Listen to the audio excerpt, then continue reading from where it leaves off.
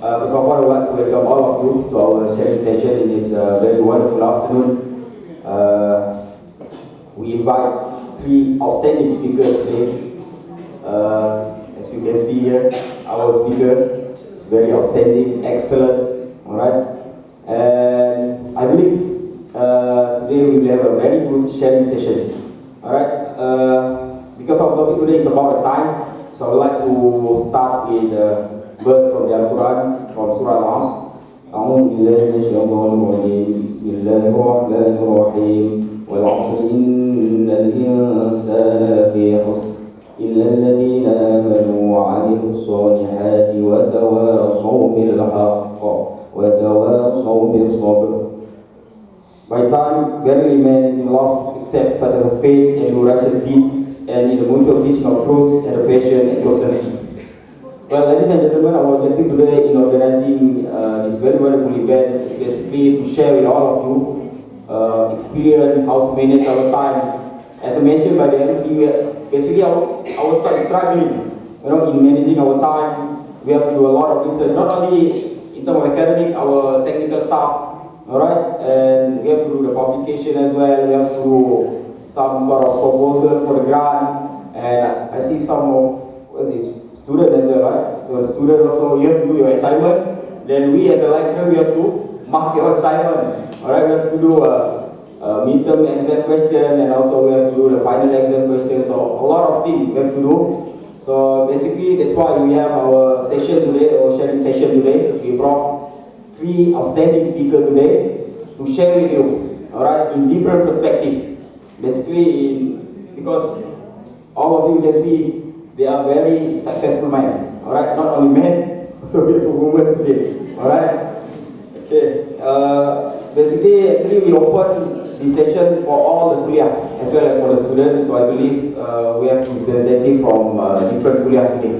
Even though it's, in terms of the number of the staff coming in this session is very, also say the amount of the number of the staff is quite disappointing, but yeah, I know all of our staff is very busy, alright, so Usnuso as mentioned by the dean, and before 2 days before we have our APA, alright, so I think this one can consider as our wakaf time, right? It can, yes, dean, yes, alright, since this is our wakaf time, alright, you can put it in the APA. Alright, as I mentioned before, the topic is about juggling with time. Is there any solution? Then I want to ask all of you, is there any solution? No? Yes? No? Yes? Is there any solution? So we'll leave it to our great speaker to answer that. Before that, allow me to introduce myself. My name is Ismail, and before this I was working in teaching for more than 7 years. I just joined the IIUM in the middle of July. Alright, just joined the IIUM, and further is working in Kuching. Well, let's talk about me. Just shift our focus to our great speaker here. Even though it's highlighted by the MC, I just want to highlight some point from our speaker. The first speaker is Professor Ahmad, Ismail, our Dean of Juggling Engineering. Okay, he was IIM Rector also, this is innovation. And also obtained his Bachelor of Chemical Engineering in 1988. Alright, at that time I was 1 years old. Alright, so start counting. My age right now, 32 years old now. Alright, I'm still young. Alright, I was a student before. Okay. Alright, so our second panel is Professor Azura, Deputy Dean, Responsible Research, Publication and Innovation in INHART. Alright, very interesting. So Dr. Azura is a graduate from University Malaya. Started her career as a teacher, right, in Sigama, Johor in 1996. So she was a teacher before. Now she is a lecturer, Deputy Dean also, and also PhD in molecular biology from University of London. And our last but definitely not the least, Professor Dr. Ahmad, Hafiz, Zulkifly, Deputy Rector, Responsible Research and Education, IIUM, and basically Prof work in IIUM Kuantan, right? IIUM campus. Yeah, he's a medical doctor. He also provide consultancy, if I'm not mistaken, yes, in orthopedic and also arthroplasty surgery, yes. Alright. So before we begin, I want to brief you the flow of the session. We have 3 sessions altogether. The first session is 7 minutes, and then the second session is 15 minutes. And then before our final session, we have a Q&A session within 10 to 15 minutes. Okay? And then the last one, we have a conclusion from all the panels. Alright, without further ado, I would like to ask our first panel, which is Prof. Faris. So, what paper in my hand? Alright, Prof, can you tell about yourself and why is it very important to manage our time? Alright, Prof, please. Okay, Bismillahirrahmanirrahim. Assalamualaikum warahmatullahi wabarakatuh. Alhamdulillah rabbil alamin wassalatu wassalamu ala asyrafil anbiya'i wal mursalin wa ala alihi wa sahbihi ajma'in. Allahumma shalli ala Muhammad wa ala ali Muhammad. Rabbi shrah li sadri wa yassir li amri wahlul 'uqdatam min lisani yafqahu qawli. La hawla wa la quwwata illa billahil aliyyil azim. So we praise Allah Subhanahu wa Ta'ala for allowing us to gather this afternoon. Thank you very much, Dr. Ahmad, as the moderator for this afternoon. I think on behalf of the Kulliyyah, we are indeed very happy to see our Rector, Professor Hafiz. He's a very busy man. Normally I have meeting with him. He is on TV, you know. Always. He is in Kuantan, we are in Lombok talking, quarreling over TV. Alhamdulillah, today, despite his busy schedule, he is available, make his time available, and from my interaction with him, he is very much supportive of our Kulliyyah. He wants the Kulliyyah to get more grant, and he wants the Kulliyyah to work closely with his Kulliyyah of Medicine. And Alhamdulillah, this morning in the Senate, he said that with his tenureship as the Deputy Rector now, this year IIUM has break the record, 20 point something million. So for the first time, our total grant for a year is more than 20 million. For the first time. But after knowing our Rector, he said, okay, about next time, double. There's a problem. Let's call our Rector. Okay, so I'm very happy he's with us, and if you have, of course, questions today is an opportunity for you. You don't have to ask me, you can say me any time, but this is opportunity that you see from Hafiz. So anything regarding RMC, library, content campus, everything. Alright. Then indeed we welcome back our Professor Azura. She used to be with us so many years ago when I recruited her. And now she has moved up the ladder. Now she is somebody at the halal. So on this stage, she is the only halal person. We are suspected, no? We are, shubah. What is halal? Halal thayyiban. This shubah. Okay, so since I have 7 minutes, I think I have another 4 minutes, 3 minutes, very long. Okay, so let me start the ball rolling by saying, as mentioned by Dr. Imran, he is very busy. He's busier than us. He's busier than the director and the dean. He just delivered his welcome remark and he left. Very busy, you know. I wish I could do the same, huh? Deliver something like that. Okay, now I know he's a very busy man. Wow. Okay, so like he mentioned, okay, let me start by just to put things in perspective. Of course, I have to mention another thing. When I look at my brothers and sisters who are in front of me today, I was talking with Dr. Ma'an and Dr. Prof just now. It is like the Friday khutbah, you know? When the Khatib say that, ittaqillah wa they are these good people already. So similarly here, when I look at this, these are already the people who are, excellent already. They are very good already, these people. We want to talk to those people who cannot manage their time. So maybe because they cannot manage their time, that's why they are not here. But I think you guys already manage your time very well. You already slot in 3 o'clock today, you are here. So now we are preaching like asking good people to be good. So anyway, so please convey the message to people who are not around. Okay, so in that context, let me begin by saying that especially when, like Dr. Imran mentioned, when you become a lecturer, sometimes you do not know what it takes to become a lecturer. That's number one. So first you must understand this lecturer professor job. For those who have been attending my in the research methodology class before, or before I also presented in your BTMC before. Not anymore. I think now Atiyah take care of all those things. I always put this slide, if you still remember. There is one old professor asking himself, how can I simultaneously at the same time do so many things? How can I conduct classes, prepare exam, mark the exam, and then at the same time write proposal, at the same time publish paper, at the same time attend so many meetings, at the same time attend our family, at the same time want to visit our father, grandfather, So how? So there is actually I got that slide. Let me reveal the secret. I got that slide from Professor Felder from US. So when he conducted the time management session for the academician, he said that we have to do this simultaneously, together, at the same time. So that is a challenge.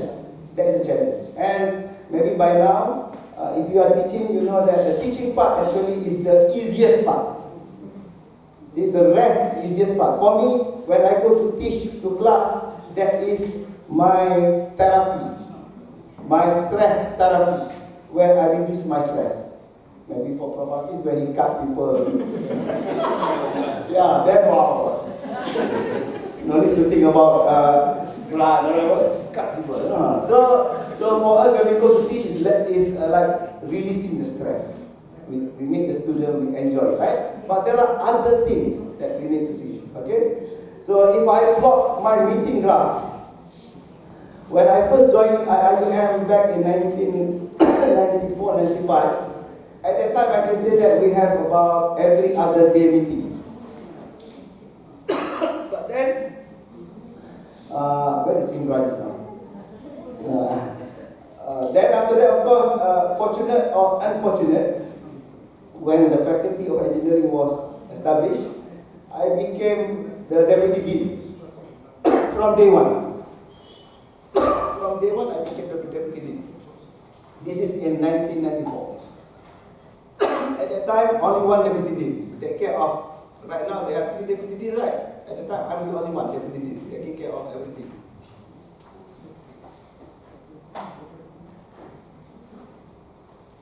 Okay, so, and then of course, 2 years and a half after that, when we are about to move here, I became the dean.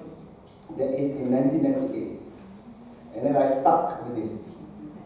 Okay. Sorry, I think I played this for the Senate meeting this morning. Too cold. Yeah, too cold. And photo the parliament. Yeah. We have a very long Senate today, starting 9 until Azan time. Without lunch, without breakfast. Very, Okay, so and after that, of course, I remember, okay, maybe this is the first point for today. First point. I was complaining at that time, because I was a very young guy at the time, but now I'm very old. So this is my student. When I look at the student, wow, mashallah, this guy was used to be my small student. So at that time, we were complaining to Ahmad Ibrahim. I said, hey, how can I am still assistant professor, I am the dean now, when I'm going to do research. You know what his answer? He answered that if I were to give job, I will find the person that is the busiest among you. See, they do not find that somebody that. They say that if there's a lazy people, they will continue to be lazy. So meaning there's normally I learn. That's why If you get the job from me, meaning that you are doing okay, you see? Meaning that you are busy people. If you don't get job from me, then you are in trouble. See? So that's why I say that, oh, I have to find somebody that is busy, because normally when I give this guy a job, he will do and he will execute. That is what I learned from Tasri Ahmad. But alhamdulillah, after that risk, I'm not sure what he did, I got promotion. That's why the side, the side story today is you have to complain to deputy rector to be promoted. People complain. The deputy rector is here, so you complain, and then you will be promoted soon. Okay, so and of course after that I became the dean. All right. So to complete my introduction, what I learned the most, and I hope that all of you also learn, is I look back and when I was in US doing my PhD, how my supervisor organized their time, how they plan. And similarly, some of you have experience from Japan, some of you have experience from UK, some of you have experience from Australia, some of you have experience from UN, some of you. So meaning to say that, we learn from our supervisor, that sort of thing. So then I always mention this. I think you have heard this story before. When I first attached to this supervisor, the students sometimes are puzzled, because this guy, my professor, normally will not be in office until 11 in the morning. His car will be there at 11 in the morning. And then after that, we realized that at 6, punctual, he will go home. So I said, wow, this is my supervisor, But later on, we discover his plan, his life plan. So his life plan is, he always comes to office 11 in the morning, and then because normally we have class at 11:30, blah blah blah, and then doing meetings and research. 6 o'clock he has to go back. Why? Because he needs to have a quality time with his wife and his, I think at that time, one daughter. So he finished, have a dinner with the daughter, and then put the daughter to sleep. And then after that, at 11 p.m., 12 midnight, he will be back in the office doing research. See? So this is what we do. He's back in the office at 12 midnight doing research until 2-3 in the morning. That's why he comes at 11. See? Right? No punching, we trust. So there is wow. So meaning to say, see, you must balance. You must balance. So you say that you are busy, fine. Your kids are busy. Okay, go and spend with your kids. But then when they sleep, then continue your research. And I experienced this because I remember I did my final correction of my thesis after the Bible, blah blah blah. We have a small 1 paragraph to correct. So I did the correction at 2 in the morning in this office. 2 in the morning. At that time was in November. So the weather is pleasant. Not snowing. Okay? So I think I learned a lot from this, meaning that discipline is important. Discipline is important. You must make time. Of course, time is 24 hours a day, but you must make time. How? You must have time. Okay, I want to do research. What time? That I can lock my door but of course you must also do other things. Okay, so I think this is my starting. Okay, so thank you very much. I pass back to the. Alright, thank you, Prof. Very good introduction. We have some tips and also we have some therapy. Alright, so Prof. therapy is go to the class and start teaching. Alright, I think all of us, when start teaching, start to stress, But for Prof. when you start teaching, then enjoy the laugh. Alright, so I think we should change that. Alright, very good introduction. Thank you, Prof. Faris. So now we move, ladies and gentlemen, we move speaker number 2, Prof. Azura. Where apart from the biology, please tell us something that we don't know about you and what do you feel being a caring woman, holding the post of UTD, alright? So please, Prof. Bismillahirrahmanirrahim. Assalamualaikum warahmatullahi wabarakatuh. Okay, I'm here because all my women colleagues give me support. They say that you should talk behalf of women in this university. Okay, alright. Okay, if Prof. Faris said just now, his professor go back at 6 and come back at 12, right? Right, Prof? If I do that, my husband will close the door. It's not going to happen to me. Okay, for maybe I explain brief about myself. Okay, I have 7 children. Okay, I'm happy to say that, and one of them is at the back. Okay, giving me support. Right. 6 girls and 1 boy. Nowadays to look after girls is not as easy as looking after the boys, because for Malay they say that if girls bring bad things, they will bring home. For boys, if they do bad things, it's okay, No, because they didn't bring back those bad things, okay? So it's not easy to look after 6 girls and 1 boy. And all my children stay with me until today. Even the one in university, one of them in UIA now, the eldest one, accountancy, also staying at home. Because if Prof said that he can relieve stress by teaching, I can relieve stress when I see my children at home. Okay. So if Prof Faris supervisor go to work at 11 and come back at 6, same as me, I go to work exactly when my children all go to school. And I come back when they come back.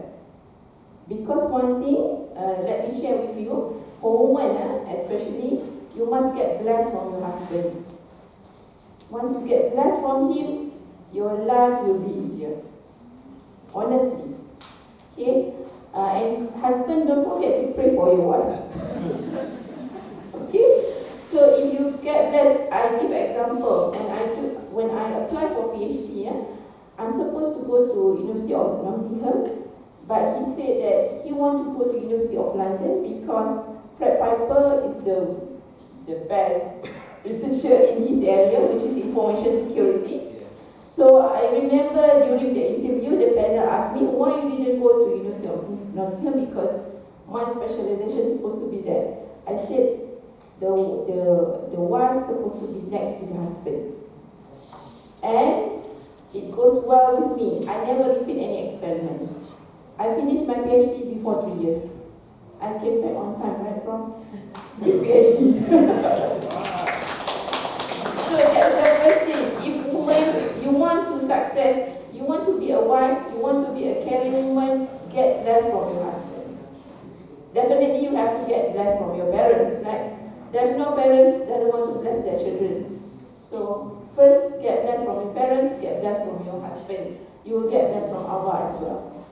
Okay? So my husband doesn't like me to come back before he comes back. So I will make sure that I'll be home before he comes back. Or you delay. That's why I sent him to UPNM, so I know that he will come back later than me. Okay? Because of the traffic, then he will come back. So that's one thing about being a successful career woman. And then I think second thing is that because before this I never think about what I did actually. But when Dr. Zuraida gave me the title, so I started thinking what I did actually all this while. Okay. So the second thing that I realized, I have one colleague from UMP who is a very successful entrepreneur. His product went to international market just for 2 years. So I asked him, what is your secret. So he told me actually, every day after subuh, he will recite Yasin and Surah Al-Waqi'ah. So I told him, if I want to do that, all my children will not going to school. Because as a mother, you have to make sure your children's all the uniform, the shoes, the sock, and everyone will ask you, Mom, where is my sock? Where is my shoes? And so what you have to do actually get them tight, everything clear. Then you sit back and recite those two surah. And don't forget your Salat Sunat Duha. That's what he told me, and that's what I'm practicing all this while. Alhamdulillah. It's not like you doesn't have bumper in your life, but it will have the solutions. Okay. So the third things that, being academician, sometimes you feel like I having so many things to do in one day. For us like women, we have only 8 hours, right? Honestly, Prof, I never do office hour at home. To tell you, I sleep at 10 every day, wake up at 5. I didn't touch any of the office work at home because my husband doesn't like me. Prof Mashkuri is there, he know my husband very well. My husband is his student. Okay? So I didn't touch office hour because he doesn't like to see me doing office work at home. Alright, he doesn't like to me to do any office work at home, so I will clear everything before I go back. So I will, because if you know that you only have 8 hours, okay, so then you will focus. If you know that, okay, I can do after that, then you start, do other things as well. So I do all the things related to academic in that 8 hours. After 8 hours, I'm going to be what? A chef.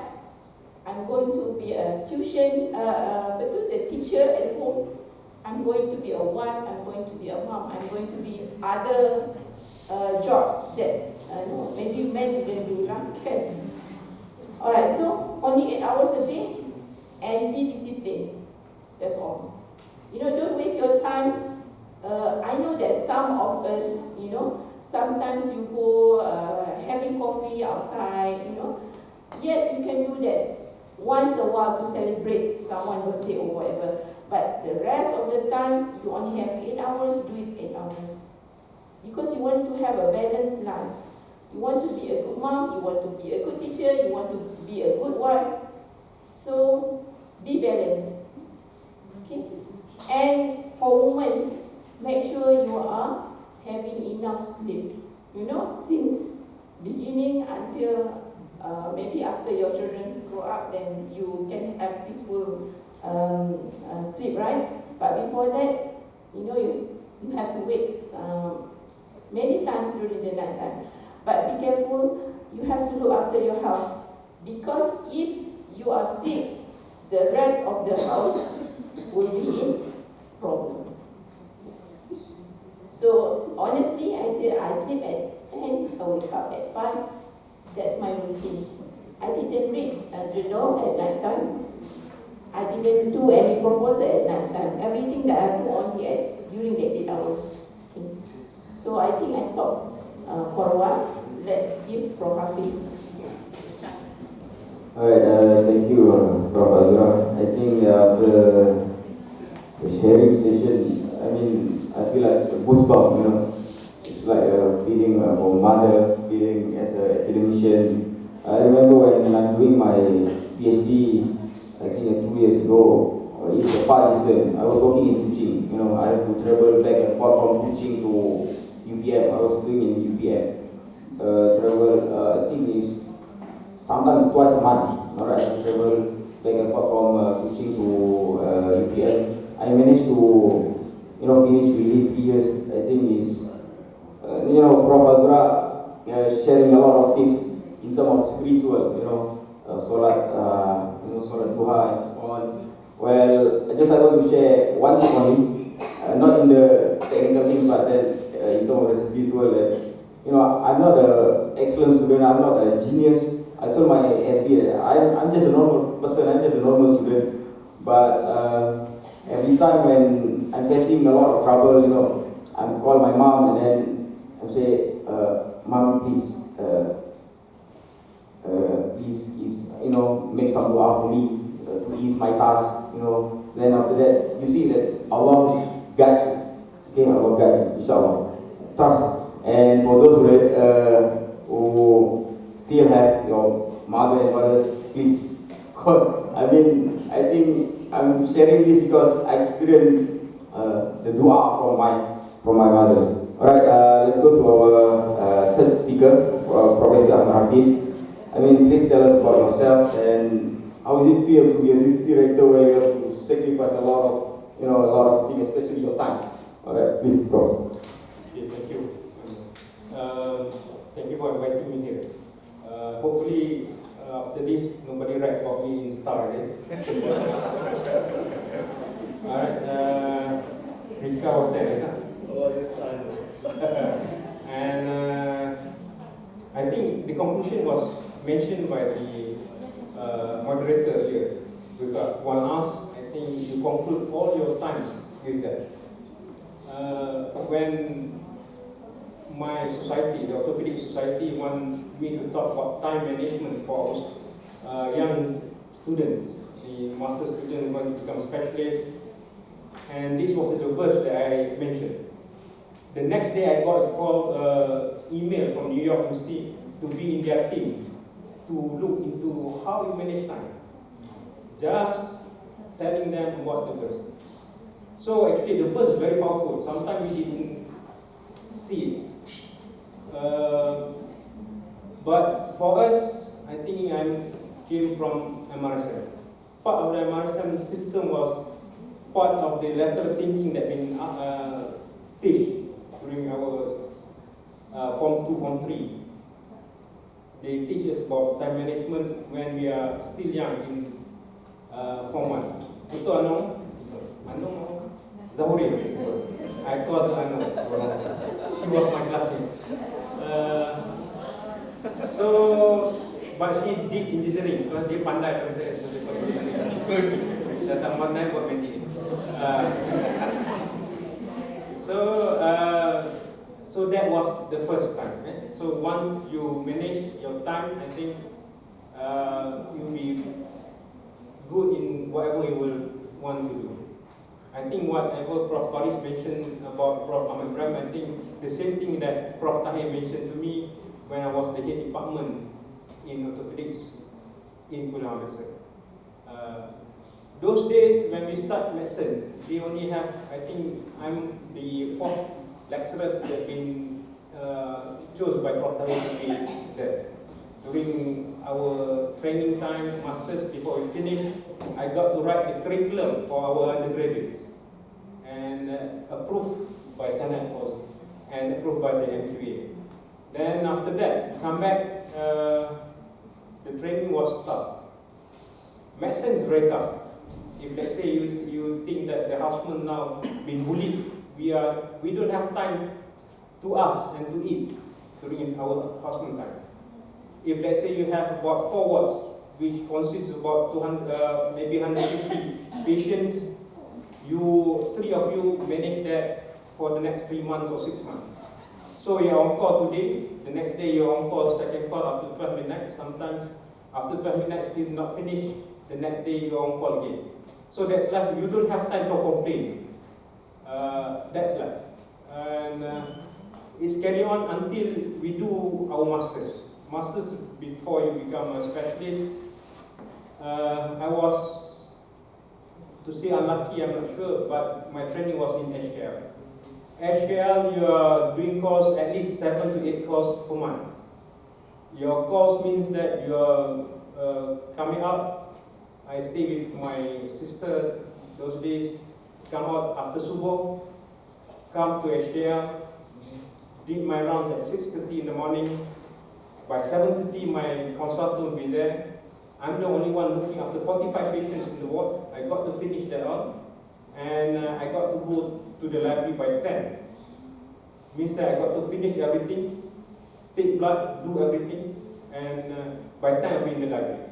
By 1 o'clock, I'll be back to look at my patients, and go back at 2 to the library. By 5, I'll come back to the ward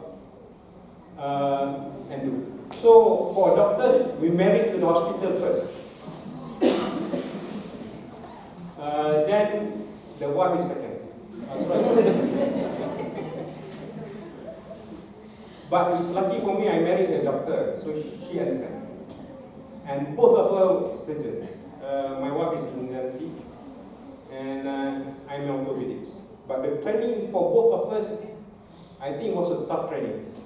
But that gives us experience how we juggle with our life. And in HDL, when you do calls, you don't have time to eat. So we go for dinner at 3 o'clock in the morning, nearby Chocolate Road, where the fondant was serving nasi lemak. So when we come, so that's tempat dia dah tutup. There's no mamak stall and all that. There's a nasi lemak or nasi lemak antarabangsa, which is more expensive.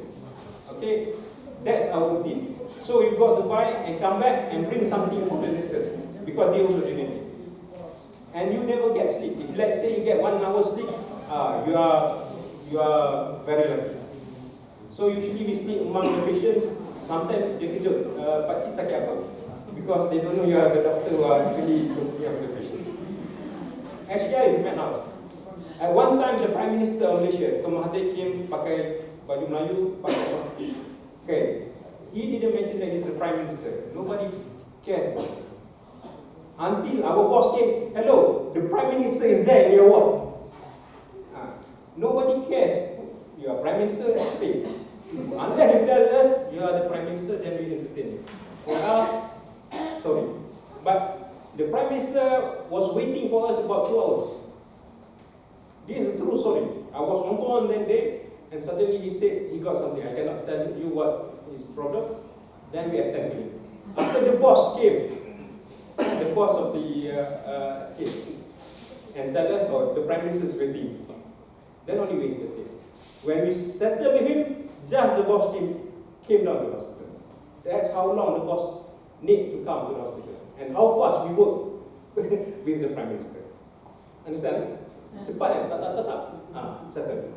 Sebab kita tak ada houseman. So the doctor make a decision, and you make the decision, the consultant will be there, Prime Minister happy, he go back. So the thing was tough.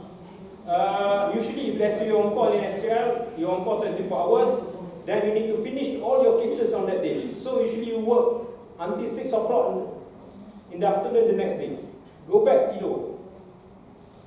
So you bangun sometimes Maghrib dengan Isyak tu sekali. I tak tahu lah hukum, tapi sometimes you tak boleh. You tak sempat. That's why his brother become public health, he become surgeon.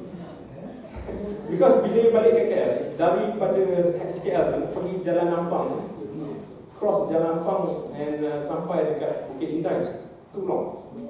And morning is okay, balik petang is terrible. So you sampai rumah tak sempat. Kadang tu my sister buat kopi, tak sempat minum kopi, you dah tidur.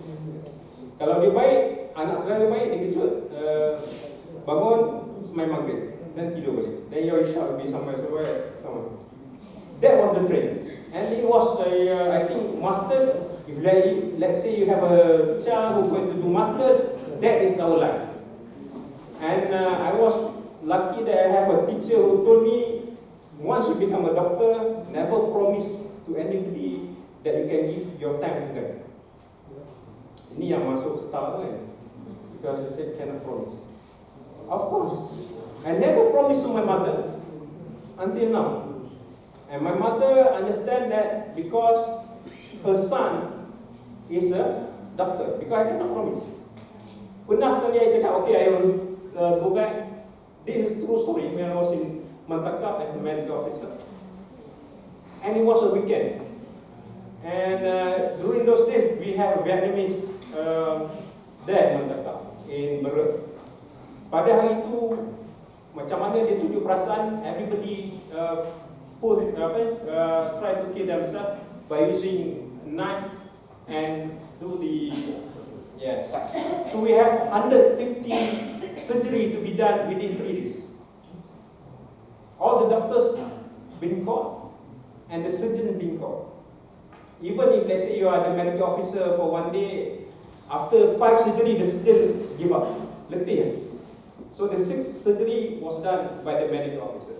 How many days you have been a medical officer? A month. So just cut, I show you how to cut. And we are doing that surgery for 48 hours. And I think the highest record in Malaysia to do laparotomy in a day of 48 cases was done in the hospital. And we got to do because the UNHCR was there and all that. This was because the Vietnamese people don't want to go back to Vietnam. So after that, I told my mother, no, I cannot come back. Although there's my uncle's getting married on that day. I said, no, I cannot go back because this. And you have only 2 medical officers and 1 specialist. Then the boss was well after 5 days, the rehat sekejap, then they called, okay, cut, let me look, okay, continue. Okay, once continue, you continue, then close. The next case come, okay, you cut like this, cut, tengok apa yang koyak, jahit, tutup, okay, next case. That's how you do. Senang kan, jadi saja. So, the training was done, it was tough. After that, I come back in Kuantan. Those days, orthopedic surgeon, when I start joining, only 29 orthopedic surgeons in the whole country. And come back, maybe it's around 40 or 50. And we have about 4 in Kuantan. And you got to cover the whole state. And usually, you're on call by week, for 1 week. So we are like zombies. Because your medical officer usually cannot do a lot of things.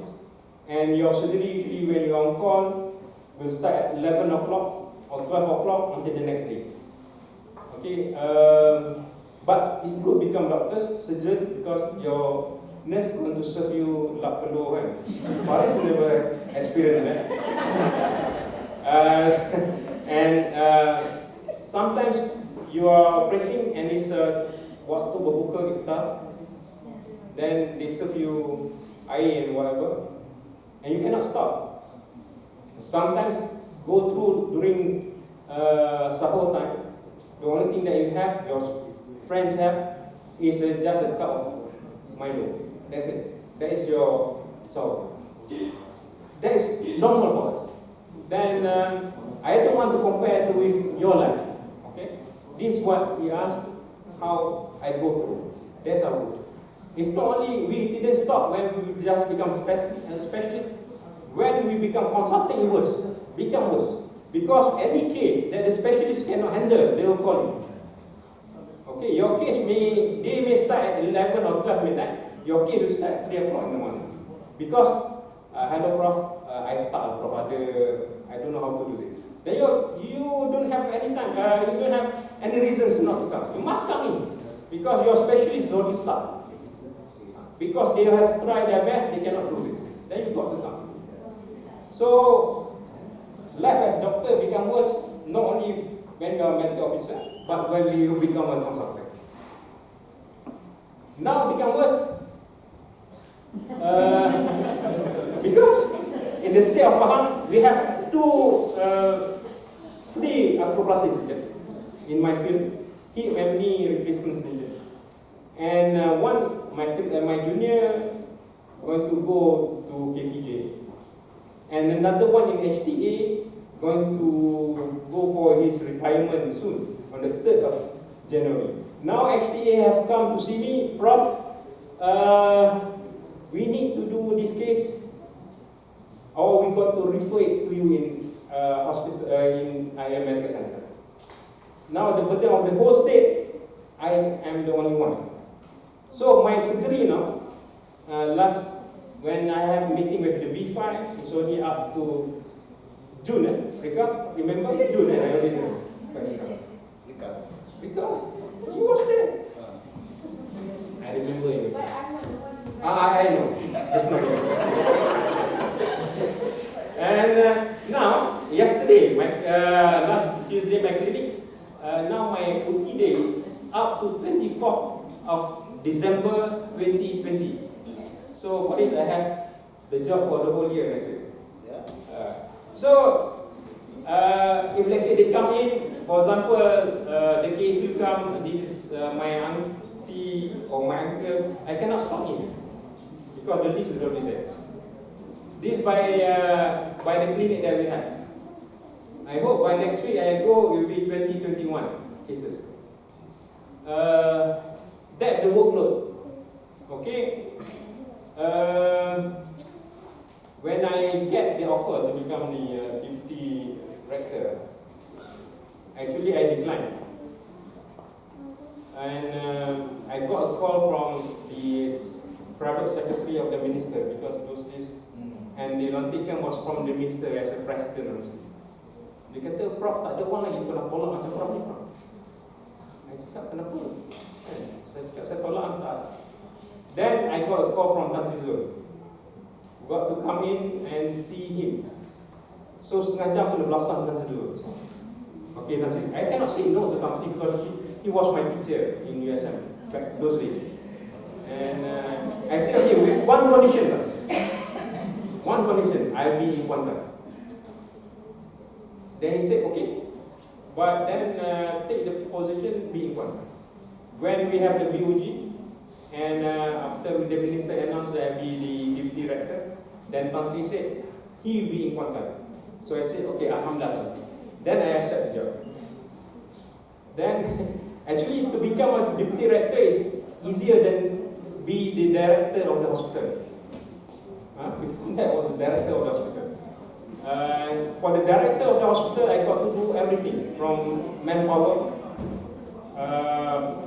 for the budget, equipment, and for the buildings. That are main thing, and the clinical part. We start our hospital 2016. We build up the hospital from 2011. The only hospital in Malaysia that been built, either in private or public, that what we call it completed on time, is our hospital. Okay? Don't ask me how we fight with the contractor and how we tak bertumbuk dengan contractor. But then that was a tough job.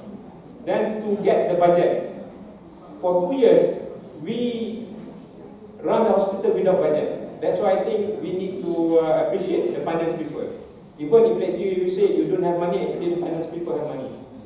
For 2 years we run the hospital without a single cent from the ministry, and was all budgeted by the university until 2018, where we got our own budget given for 90 million to run the hospital. To tell you, kena marah up to the KSU dah biasa. Until we see the KSN. KSU marah ni kita buat dengar diam. Then we see the KSN, then we get the budgeted within 2 years of our existing. When we asked the ministry why they didn't give us the budget, they said never in history of Malaysian punya hospital ready on time, except your hospital. Except your hospital. So that's why we don't get the budget. But then after that they give budget yearly. Now we getting about next year we getting about 159 million, and we budgeted for 5 years. So to become the director of hospital is very tough, because if let's say anything that they're going to sue the hospital, they're going to sue the director. Now I'm relieved because nobody going to sue me as deputy director of research. We have ada satu case, kat sana ada case, but usually Allah will take over. Okay, but then it's very tough, and you have a very junior staff to train. It's not easy to talk to people who don't have PhDs. People who are very clever like you is okay, but then you need to be toned down to the people who are N90, who have SPM, then you have a diploma, you have a degree, and it's different to talk to them. And all the nurses are diploma holders. The tone, the way that you're going to talk to them is totally different.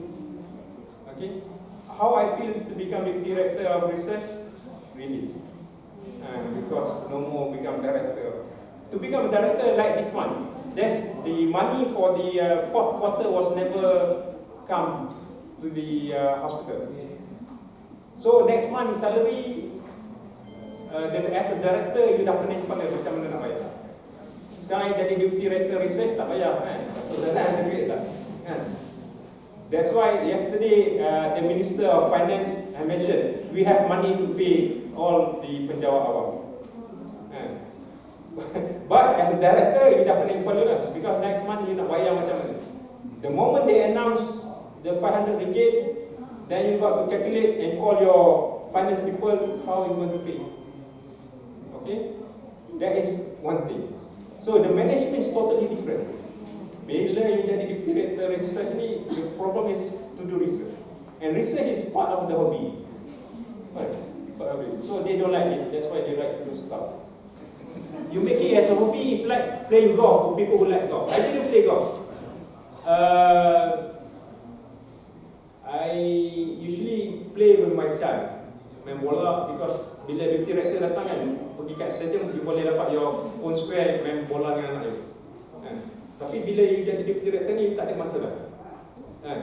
But still I got to find time, quality time to spend with my child. My son is about 5 years old. Before that, usually after balik rumah, I will be like Azura, nothing until my wife go to sleep, then only I start opening all my journals. Then that's the time where you got time to write papers or proposals. Okay, now my son won't go to sleep, and he will ask the last susu untuk dia minum will be from the father. That's why I go back every night. So every day go back, come back, go back. Awas my son dia akan mengamuk. Okay, so susu pandai dia mak dia, so susu ayah buat.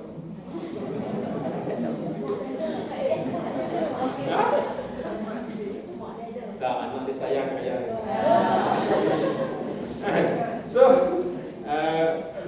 So we bagi, you kena bagi kerja lah antara you dengan your husband. That's it. You need to take care of your wife. Make sure that your wife is very happy. My wife resigned from government after we came back from Hajj. After she prayed everything, and she said, no, that's enough time for me in government, so go to private. In private, she's very happy because in private you can actually plan your time. The salary is far better than the government, and your time is more quality because you can actually plan for it. My wife didn't go for rounds at night. Whatever is by phone, and if let's say the patient is too demanding, he said send him or her to another doctor, because the income is better than Prime Minister of Malaysia. I'm telling you, surgeon. My salary is become Faris. Tak banyak kan? But if let's say you become surgeon in private practice, your salary at least must be at par with the Prime Minister of Malaysia. I'm not sure how much, but that must be at par. Usually, as orthopedic surgeon, our salary usually double the salary of Prime Minister. That I told Tan Sri Sidi Hassan when he was president, and he agreed. And he asked me how much usually the private doctors get as an orthopedic surgeon. And I told him that is the figure. At least 6 figure. If let's say you didn't get 6 figure as orthopedic surgeon outside, please don't go. You are lousy doctor. Usually all my friends get 6 figure and above. 6 figure ni biasa. Actually, highest pay, the first top 10. The first top 10, if we rank all the doctors. The first top 10 doctors, orthopedic surgeon, 8 of them will be orthopedic surgeons. Then only the obstetrics and gynecology. The first 8 orthopedic surgeons. So usually orthopedic surgeons use crochet, or if let's say go to my conference, all crochet. Ada 2-3 yang begini. Next is my profession. That's why I didn't go to Prince Court, although I got offer before this. Why? Because my mother is in Kuantan. So we have 7 siblings. 2 of us in Kuantan, looking after my mother. Okay, last time my father was there, but then now he left us. So that's why I'm in Kuantan. We didn't buy our house only after 7 years we are in Kuantan. Because my wife has a thought to come back to KL. She's a KL girl. To stay in Kuantan is very boring, nothing to do. Last time there's not even a shopping complex in Kuantan. So that's how life is all about. So you need to arrange with your husband, your wife, your family. But we have a very good quality life in Kuantan. It takes me only 5 minutes from my house to the hospital. If my MO call Prof, the patient is already in OT, I still can say, okay, prepare the patient. When I arrive in the hospital, the patient is already on the table to be given gas. So I say, okay, continue. And even if let's say I at home, during that time, it's only take me 5 minutes to be in the hospital. So my life is never in the traffic jam. Thank you. Because I stay in KL for 4 years, I cannot take the traffic jam. That's why I want that. Oh, second minute. Oh, okay. I thought I take it to a second. The second question is that itulah susah bagi lecturer dia cakap. And for us teaching, we only have backside teaching with patients. Our clinic is our teaching. So once you come for your teaching, it's supposed to be from 10 to 3 o'clock.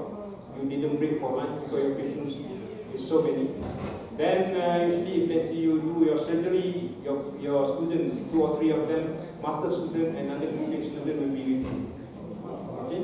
And actually betul cakap Prof Faris, where I can run from all this meeting when I'm in OT. I told Tansi, on Thursday, usually my OT time, please don't disturb me. So on Thursday semua tahu Prof Hafiz tak boleh kacau, dia akan ada dalam OT. Time masa tu I can have a nice cup of coffee dengan kuih whatever. But after your operation, you buka ya, Prof, everything ready. Okay, nice. Memang betul dalam operation dan TV tu macam tu. Nice. Cut, settle. Okay, close, jangan close. You dah boleh minum kopi dah. Kalau tidak kat sini, dia baru meeting ke meeting, kopi pun tak dapat. Lunch pun tak sempat. Okay, the other thing is that bila you bagi time you, seronok yang jadi ni. Because you akan bangun, every time we go to KL is after subuh. Sometimes before subuh. So you boleh dapat tahajud terjaga because you nak datang sini. So lepas subuh memang you jalan. Dan dalam itu you boleh baca Waqiah ke, you boleh baca Yasin ke. Dan you boleh tidur lagi. Dan sampai sini meeting pukul 9. That's why meeting with Tansi only after 9. Paling cepat tu hari itu. So I told them by 8 I cannot reach here because now it's raining, it's worse. So it takes dalam pukul 9 then we can reach here. Antara lain the 8 hours that you have, I think you need to manage it well. Then I think only half of the lecturers, whole university have the enough time to teach. We have 10% who have 0 teaching load. We have 1/3 who have below teaching load. And about 2/3 have more than enough teaching load. But the one who don't have the teaching load, the 0, the ranking is actually almost 1,200 and below. That's why you don't have teaching load and you don't have publication and you don't have anything. That's worrying.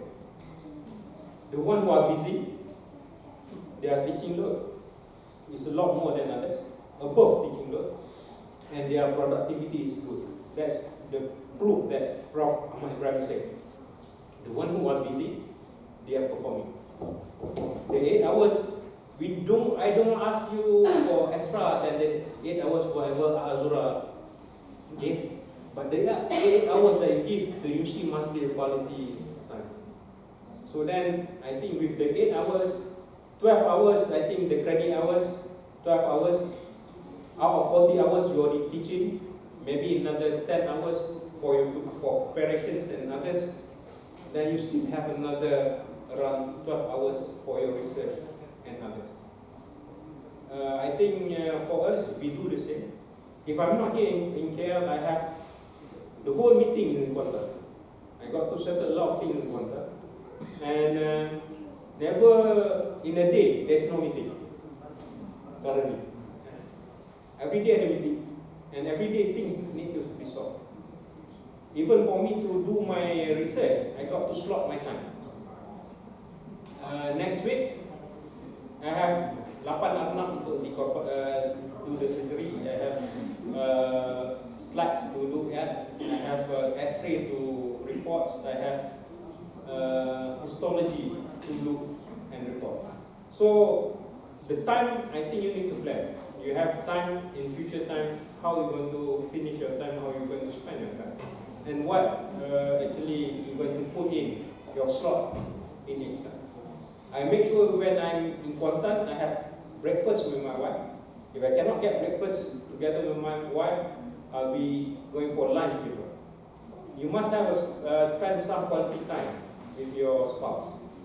It's lucky for me because my wife hospital just opposite our current hospital. I am medical center and Kuantan medical center just opposite. The good thing is that we don't have enough expensive restaurants, so pergi makan pun aku ikan patin. But quality time, as Prof Faris mentioned, is very important. And night time with my son is he knows that we are off on Saturday and Sunday. That is his time. So if let's say we go for on-call, for example, he will ask, why you go to the hospital? This is my time. So the quality time, either you go to the beach, lucky at the beach, you also the therapy, and that's a problem. That's why we you need to prepare the sungai, the river, nicely so they get a place to go and de-stress. And I think I already talked to the psychiatrist. He said, now the problem is not about the female, it's about the male stress problem. Okay? Now male is more stressful than the female. Yeah. So maybe one day I ask them to come and give you a talk how to de-stress. There is stress therapy where you need to go through and you need to find things that de-stress you. And for example, you baca buku, or you dengar music, or you tidur, or you play with your children. They are part of the distress. I think that's it. Habis satu nembol. Okay, thank you, Prof. I think before I come to this session, I think I'm the one who I think that I'm the busiest person in the world. When after the sharing session by the Prof, Ahmad Hafiz, I think he's the most busiest person in IIUM. Alright, ladies and gentlemen, we go to second round. We go to Prof Faris. Alright, Prof Faris, you hold a position as a dean as well as deputy director before in IIUM. In your point of view, how do you see the time management will determine the success of the Kulliyyah as well as the whole university? Okay, I guess because we are now 4:30 already. We want to finish everything by 5, right? And I am very sure there are so many questions. So let me summarize this in 3-4 minutes. Okay, number one, I will say that I think as you have listened and you know so better in your life that our life is very complicated. Our life is very complicated, full, and we only have 24 hours. Okay, but as we can see, it's up to us how to prioritize our time. That is the most important thing. The first thing is how we need to prioritize. We need to slot in. I think by now all of you are very familiar with that YouTube, or the one that, the professor bringing a jar, put first the sand, and then the stone, and then remember, I mean, have you seen this before? How you arrange your life. How you arrange your life, how you prioritize your life. Okay? Okay, but now let me bring the message home. Since you are at faculty member at IIUM, okay, that's why you also need to have a plan. One is you prioritize. Second one, you must have a plan. I mean, you must have a strategy, and then you must have your short-term and long-term plan. Okay, because I'm very sure if today you go home and then you take a piece of paper and then you put plan and goals in your life. Okay, I'm very sure. Let's say, for example, if we give you one assignment tonight, go home. Of course. You have to take care of your family. Okay, oh, sorry. Azura will not do it. At home, you will not do it. So before you go home, you do it in your office. Correct? So, for example, you can say, okay, what can I contribute to IIUM? So if let's say there are about 20, 30 of us here, all of you say that, okay, in 5 years' time, I want to set up a center. Then it will happen. Because the moment you put that, and Prof. Hafiz will be happy. In 5 years' time, you are going to have 30 centers.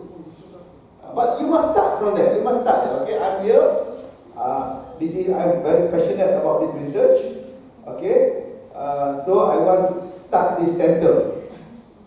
See, you must. This is what we talk about leading the way. We're talking about coming up with your plan. This is also what I learned from my previous university. When I'm not sure about your experience, but in my engineering experience at my other university, I see professors with empire. They have their empire. Like Hafiz is having orthopedic empire in Kuantan. I remember we quarreled a lot before. I mean, he wanted to have his own clinic, part of the building, this thing, and then so similarly with engineering. I mean, we want to have that. That's perspective. You must just have to plan what empire I want, how my empire will look like here in this Kulliyyah. Okay, because until today I've been telling my staff, even just before this meeting, I mean, we were trying to find space for lab. Lab is not space is not an issue. If you can bring grant, you have equipment, we have space for you. We can put your name there. You can print big picture of you there.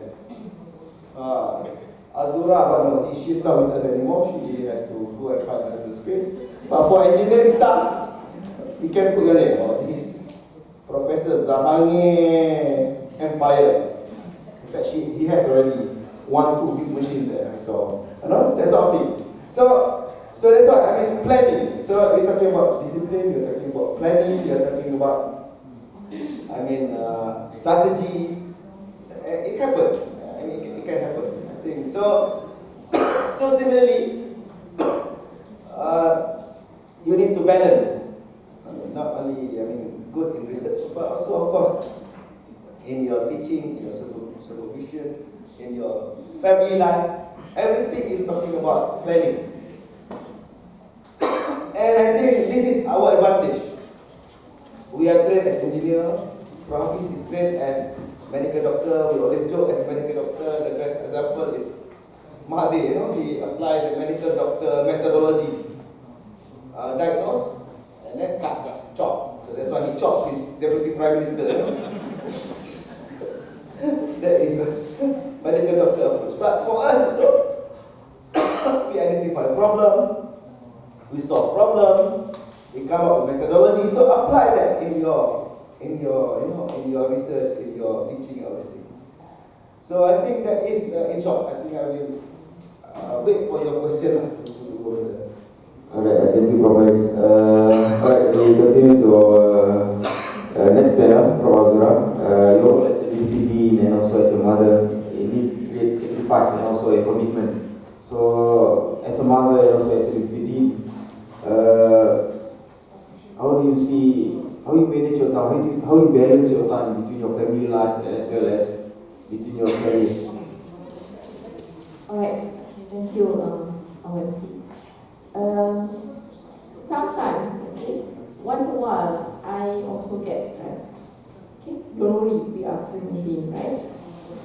Okay, but normally what I do when I got stressed, because sometimes when you open your email, suddenly you found that, okay, they are asking for this, the boss is asking for that.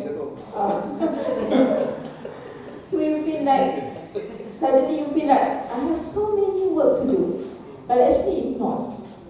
So normally what I did, I'm going to list down all the things that I'm supposed to do. Okay? Once you list it down, you, as Prof said just now, you prioritize. Some of the work need you to do it by today, so do it by today. So at the end of the day, you can see that actually you don't actually have that so many work to do actually. You can still have coffee, Prof. Alright. Okay, and then one more thing that maybe you can use this as a methodology. You don't know when you're going to die. Just put this way. Suddenly a doctor, not Prof now, another doctor maybe, say to you, okay, you are having cancer, stage 3, and you have 4 months to live. So what are you going to do? You're going to see your creator, right? So you have to think. What you have to do? Definitely you're going to go back and do the list, right? What have you not done yet? You have to finish it. So we as an academician, we are special. We've been given with a very brilliant brain, okay, that no other people can do the thinking level that we can do. Okay? You shouldn't ask other people. Okay, if you watch Tinkerbell, did you watch Tinkerbell with your children? Okay, that's my quality time. Okay, watching all those cartoons. Okay, if you watch Tinkerbell, okay, in that movie there is so many what do we call it? There is a tinker, there is the one that manage the air, manage water, and so on. So we, academician, is the thinker. We solve problem. So that's our best actually. As academician, that's your best, which other people cannot do. You have a good brain that can do that part, which other people cannot do. So don't waste your time because you didn't know. Maybe tomorrow or a day after or today, you're going to see your creator. So don't waste your time. What are you going to answer to your creator if you didn't fulfill your job as a thinker? Okay? As an academician, you have to do the thinking job. There's so many problems outside there. The earth is having problem. Our community is having problem. So our job here is to do the thinking part and to manage and to guide other people to do the best. So I think I'm going to conclude that. If you know you must do something, so you have to do it by today because you may not have time for tomorrow. Okay, that's all. Alright, thank you, Prof. So don't waste any time. Alright, as mentioned by Prof. So we go to our Q&A session. So please mention your name, your kuliah, and question. And your question is directed to which panel, and also of course your question. Or maybe you can share your ideas. Alright, and any comments. So please. No, any question or comment, or maybe you can share your experience. Alright. Yes? No?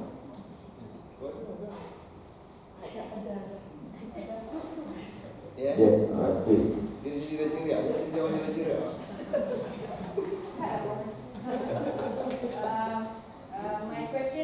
My question can be. My question is a bit controversial. Okay. Because I'm talking on behalf of lecturers, rakyat marhain, okay. So I think as leaders, in order to solve some issues, the leader will delegate the job. Okay, delegate the job. So for us as lecturers, for example, we have been assigned with a certain task. Okay, so we did it. We did it as best as we could because it's amanah. And then, but then it comes to a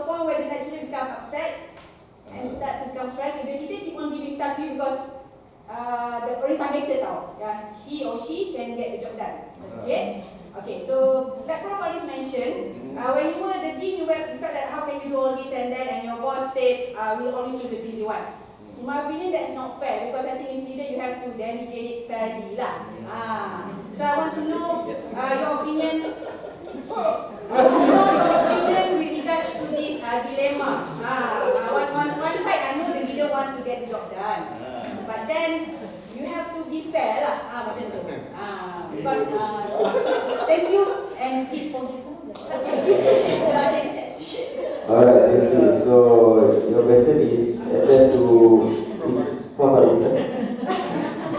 Who's gonna? As leader. So MC dia jawab. no, I'm just dealing with to delegate to. Alright. Oh, you delegate. Yeah, delegate. So good leader. Okay, let me start. And then maybe Prof is based on his experience.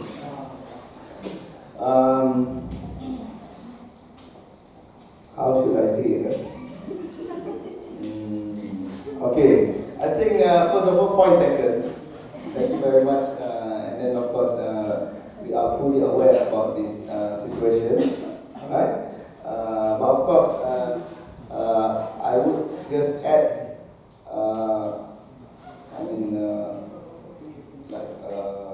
icing, on the cake that you mentioned. I guess that leader, if that leader, which is not me, somebody else, assign you more job, I think that leader must show also appreciation. See, it's okay. I think based on my experience, we can give a staff more work, but with a little bit of appreciation, a little bit of thank you. Normally, they enough for them to to move on, So meaning to say that, meaning that it's not. I would say that it's not fair if you just, you just assign more work without proper appreciation, whatever. But you may also know, but the leader also, they have their wisdom. Maybe they give you more job because they want to promote you. See, so you don't know all this. I have to give this more job because I think I see potential here. I see. If there is but if you fail, then of course the leader will find another person to bully, and then after that to promote. So you see those. I always joke. I say that for me, if you ask me, managing people is more difficult than managing machines. If I'm not happy with my computer, I can shut down. But for people, I cannot reboot, So I have to listen. So those are the things. But we take note. I think, but of course, as a leader also, I would say that when they assign job, they also assign according to the capability, the strength, So it's not a straightforward thing. If let's say, for example, we want to have orange cake.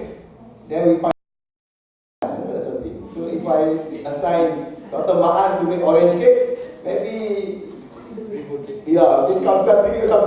So I think those are the issues. The issue is not like straightforward that why that person only. So there are so many parameters and variables that we need to juggle. Not only juggling the time, but juggling all the strength and weaknesses and all of these things. Okay? And I always joke that in management, of course, we cannot satisfy everybody. But let's say, suppose that I am a leader, I do not want that thing to happen, It's a Kulliyyah board decision. But me as a leader, I'm not. So I will assign it to a committee. So nothing will happen. Okay? So these are all the tricks, So but if there's something to happen, then we know who we will assign. But sometimes we say, since we are not interested, we just assign to this guy. Nothing will happen. Okay? So that's it. So it's not straightforward like we can assign equitably, But we must also look at the strength, capability, potential, all of these things. So I don't know whether that answers your question or not, but you have any stories? I think this when you be given empowerment, the regret as a leader is that we didn't actually be able to explore the what we call it, the capability that our staff had. That's the only regret that I have when I was anywhere as a head or whatever. I think Farouk worked with me for so long, and he knows that when we start the hospital, none of the female staff, I call them by their name. I only call them by their father's name until they deserve to be called by their name. So everybody being given tasks. Okay, I only have 5 staff, when we start. I tak pernah panggil dia orang by names of their names. But yalah, besides salah kat rumah terpanggil sulah. Tapi dekat hospital, I didn't call them until they prove to me they deserve to be there. That is empowerment given. And the regret is that if you cannot actually explore the potential of your staff, you have a lot of potential. The regret I have with my students is that I cannot get the full potential of them. That's why, if let's say you are my students, I will push you up to your limit. And I'm sure that after your limit, you have another limit for them. That is a doctor punya philosophy. Means that the training will have pushed us until you cannot think of unthinkable. There are people who are talker, dia cakap, idea very good, tapi buat tak boleh. But once you test them with the task being given, then you know whether they are thinker, they are talker, or they are doer. To classify that, I think the dean also have the same thing. So you tahu kat mana kalau you kata benda ni tak betul, macam your dean kata kita tak nak buat lah, kita bagi ni. You will talk the whole day until the whole year, but nothing happen. Okay? But usually kat Kulliyyah of Engineering, orang pandai macam you kan, very strategic thinkers. I think that's why you hold the KPI of the university, because you are the doer. And there are people who talks. Whatever you give topic, they will talk, but then nothing delivered. So be appreciative to your deans who actually trust you. And that's why you've been given the task and the empowerment. The most difficult part as a leader to empower the people under you. You akan tengok ada leader yang buat semua because they didn't trust anyone. But the leader who understand you all, they give nothing. We don't do anything because we give everything to you. Betul tak? Means that we trust you. Okay, I think that's it. Alright, any more questions? Yes?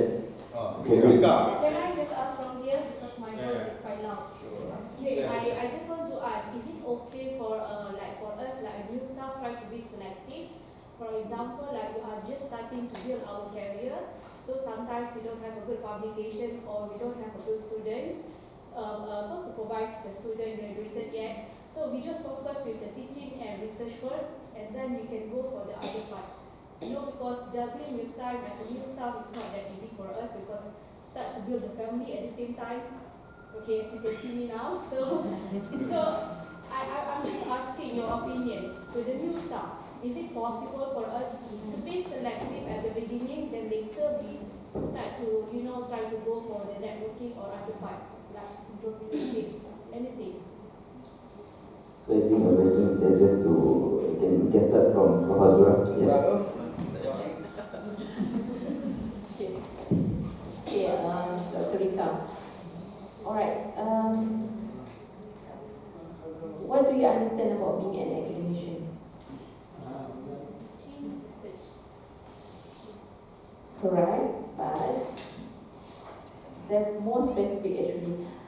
Being an academician, actually, you are the one who do the thinking and you are the one who disseminate the knowledge. If you think that by only doing teaching, you disseminate the knowledge, then how about the knowledge to, when you teach, you disseminate knowledge to your student. But how about other people outside them? So that's why you have to publish in journal. Alright?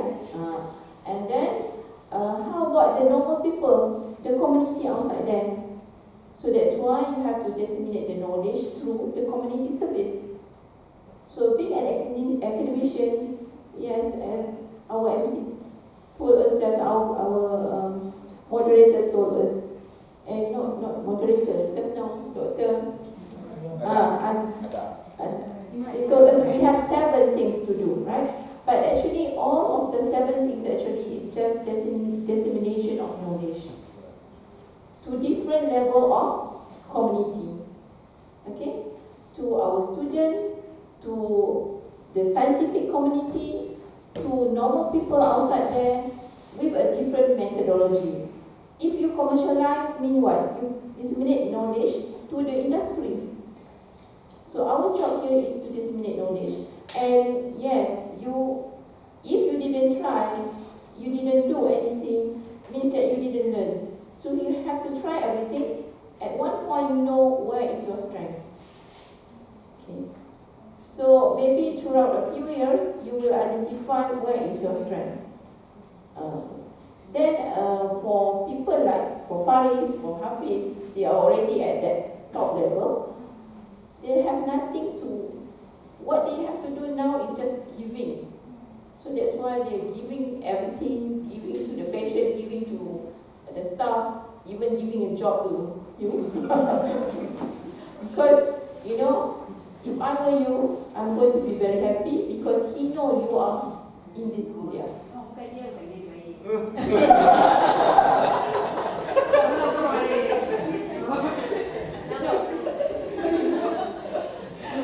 But if you look at today's apa, okay, actually you can show your strength.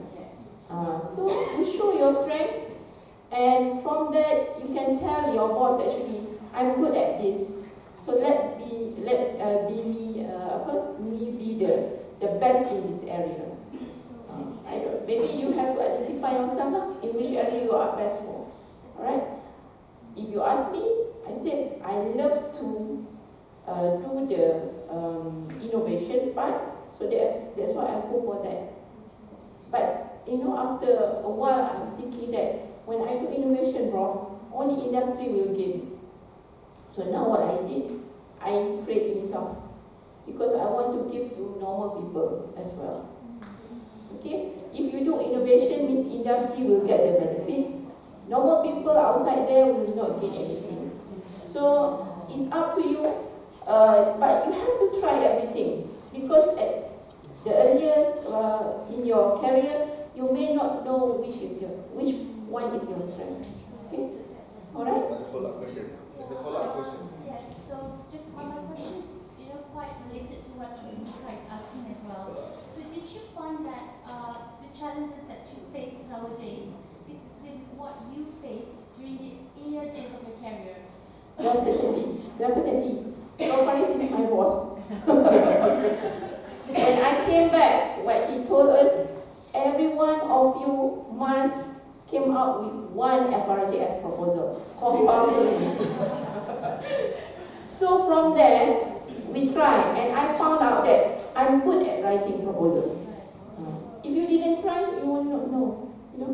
So the best way is we try anything. Try everything. We found our patient. Try, yes. That time, can we be selective or still cannot? Cannot.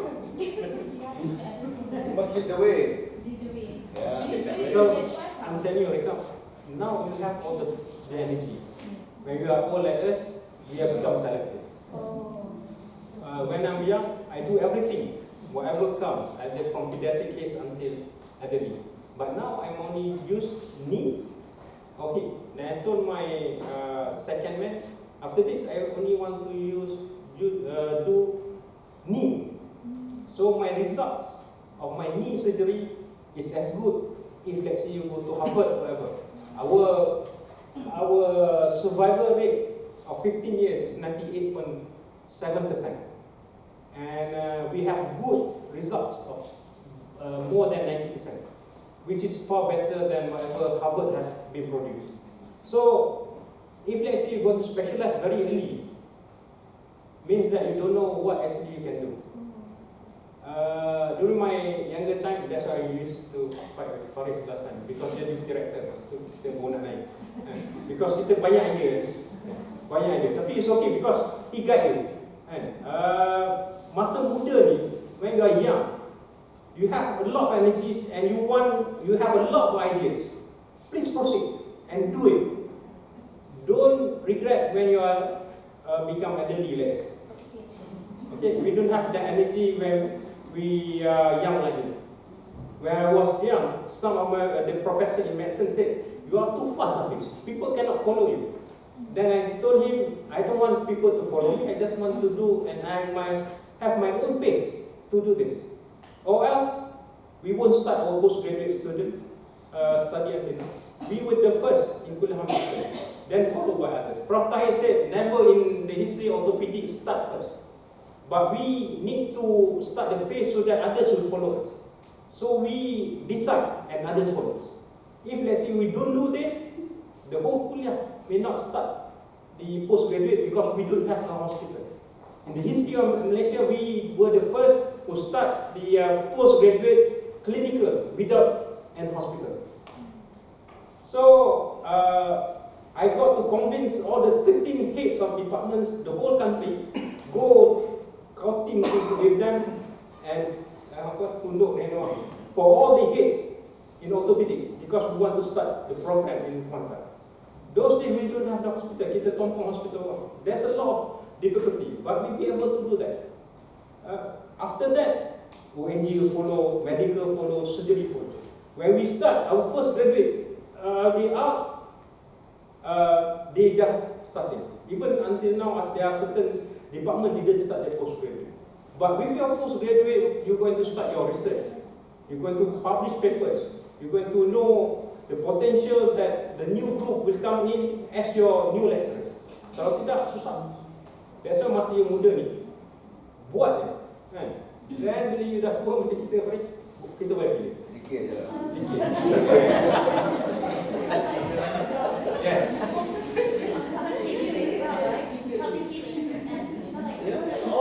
All. Must be good at all. Must be good in This is a teaching. problem recognition. You need to have your own tutorials, for example. Yes. You need to have your own style. I have my own style of teaching how you're going to see a patient. Before you see a patient, you must know what the patient have. Kan? Kaki pendek sebelah, jalan dia macam mana, kenapa dia pilih baju macam ni, all that. Kan? You have a second thought. These doctors have kind, you all tak belajar. That we have all that. Then you got to teach it. This is not in the textbook. Then you explore your teaching. You explore your tutorials. You need to be good in your teaching, your tutorials, and your exam questions. And people know that when you ask, this is your question because it's so difficult. Something like that. Kena ada trademark. Your own trademark. Yes. Just to share with you, when I started my career at IIUM, when I'm back after my PhD, there is no postgraduate student. There is no students. I mean, so we are very new. But and then at that time there is no KPI. But like we discussed, I mean, few of us started the faculty and we understand our job. So Alhamdulillah, I think if I look back at my record, I have been maintaining my PI status from that day until today. I think not even a single day I was not a PI. So at least a PI status according to my definition. Okay, so you must be there. And then of course, Alhamdulillah, I think on average, I have been able to keep publication. You must have all this in your DNA, you know, as an academician. Yeah, it's a hobby. It's Macam makan nasi. yeah, it's a hobby. We have to do it. I mean, like for me, I have been able to keep at least on average 2 plus 2. You know, 2 journal paper plus 2 copy. Of course, lahirnya we say 10 plus 10. You know, but for me it's like 2 plus 2 maintain. We have here Professor Masduki, the top 3%, top 10, top 1% in the world. highly centered, you know, that sort of thing. So you must have this hobby every year. Just do it. I mean, just enjoy it. That's nothing. So that sort of thing. So I remember at the beginning, I was few of us, I think 2 or 3 of us, the first IRPA recipient grant for IIUM. Before that, IIUM, no IRPA. We got some. I remember my first IRPA grant was 57,700 ringgit at that time, 1996 or something like that. So we got the first product. And then Abdul Hamid was surprised. Wow, that is very huge. Because for them, human size, 5,000 is enough at that time. So they did not see any grant more than 5,000. But we managed to get 57,000. But for us, we say it's very small because I just came back from US. We are talking about 1-2 million, you know, grant. So that sort of thing. I mean, you just have to continue and be a part of your life. It's something that you have to do every day. But then I suppose that when you do your research and publications, well, then maybe networking and maybe consultations come in, right? Do you agree with that? Or do we have to do everything? Like we have to be all-rounded at the very beginning of our career? It's parallel. Everything is parallel.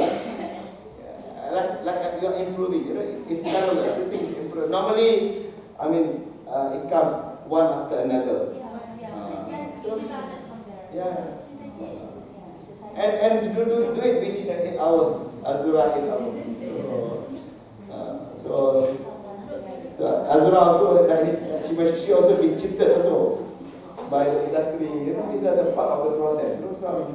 Sometimes you deal with the industry, Technofund, they swallow the money. This part of the game. It looks like our objective today is basically to reduce the stress, but surprisingly, I think our stress is increasing from the sister side. Our stress is increasing. Now I think, of course. I mean, let me just finish up the point. You are quite lucky because you join our Kulliyyah already stable. So that's why. But I think the nature of our Kulliyyah is you must work in group, get advice from the senior one, that sort of thing. Like for example, I think we know in our Kulliyyah we call it grant entrepreneurship. People who submit grant get approved. Other people submit grant 10 times, never got approved. So that's why I think this is the communication. You have an idea, you go and talk to these people who know how to write grant. Get their, have a cup of coffee, say that I have this idea, how can I write good grant so that it will be approved. Those are the things, So I think with this, you will increase your chance to get the grant. Azura, he got all type of grants. Alright, any more question? I think final question. No? Yes? Last. I think you have Prof duty here. Yeah. Okay, I think you need to actually take all this knowledge and impart some Prof to all of us. We need to learn. Okay, and you can ask him better, have a session with him, beside, and make him a mentor, and start writing. Okay, of course, he may not agree with whatever you write, but then he actually can guide you. Or maybe mentoring system need to start. Okay, doesn't mean that you just mentor people from engineering. You may come and mentor people from other fields. Okay, and grant is just a game.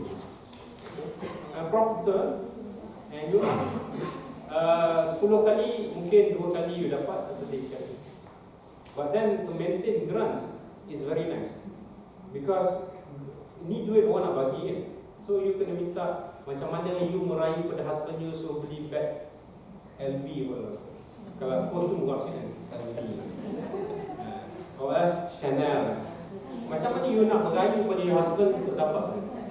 Dan macam mana for the husband, how you merayu pada wife you, jangan minta. That's the art of asking grant. If you manage to do that, then you are good. Macam I tak payah sebab my wife can buy whatever she wants. Dulu je kena fikir 4 kali, okay, nanti kita kumpul duit untuk beli. Sekarang tak ada lah, dia kata she likes that, can I have that? Belilah, you got the duit. No problem.